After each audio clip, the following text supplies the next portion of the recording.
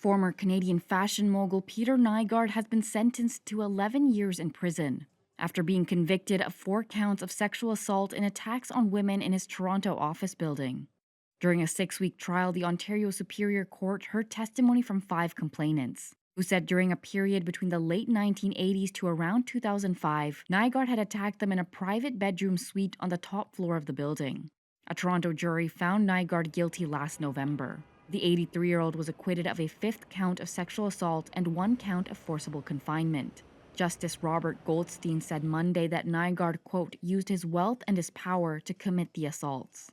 Crown Prosecutor Neville Golwala. And Justice Goldstein sentenced Mr. Nygard accordingly and found him to have committed these sexual assaults in a way that makes him, as we have been saying, recognizes the description of him as a sexual predator.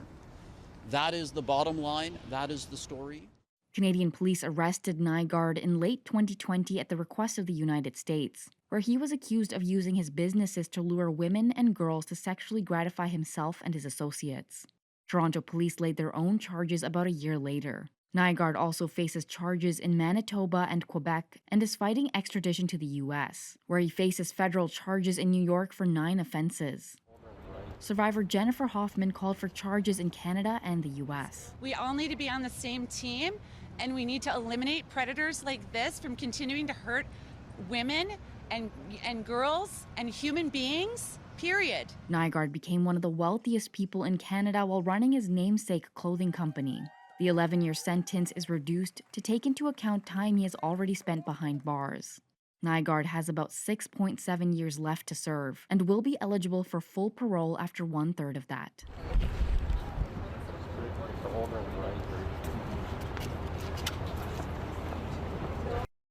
It was a very validating judgment from Justice Goldstein, validating, vindicating, giving voice to the suffering of these women. These are the V's that need to come forward and be the norm for victims rather than voiceless and violated and vulnerable, which is what they have been forced to be for so long. We know our system, our justice system, is a very broken system. So while we can celebrate a partial win today, this is a historic ruling. It should set precedent, yet there is so much work to be done. He's not coming out of jail. He's still got, if he's hopefully going to federal, he still has to go to Montreal, and the thing is that he's been so cushioned in Winnipeg. He had extra bedding, extra everything. He's never been in general population. And with everything inside of me, I'm hoping that he will finally get to general population, and then I can feel like there's justice. Because right now there's been none, because he's been so spoiled and so pampered. I'm sorry, that is absolutely, our government should be ashamed of themselves on how spoiled he's been. Nygard will never get out of prison. He is not going to get out of prison here in Canada. He will likely never make it through extradition to the United States. But we know today that he has been sentenced. He is 83 years old. He will likely be 89 when his sentence is finished. But there are many more sentences to come. And we are not giving up. We are standing together. We're going to continue to fight.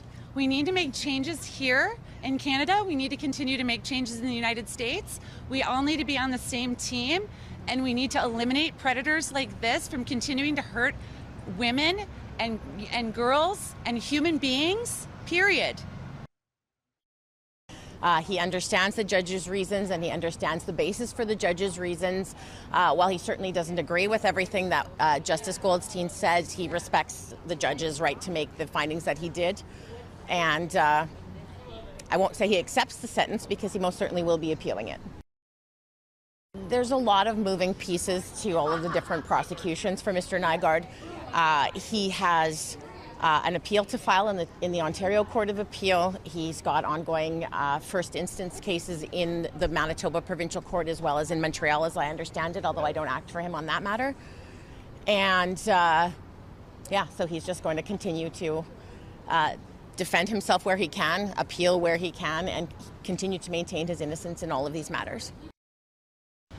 The complainants in this case came forward and stood up in front of a jury and explained what happened to them, many of them decades and decades ago, and the jury accepted what they had to say. He was found to have done what they had alleged, and Justice Goldstein sentenced Mr. Nygard accordingly and found him to have committed these sexual assaults in a way that makes him, as we have been saying, recognizes the description of him as a sexual predator. That is the bottom line. That is the story.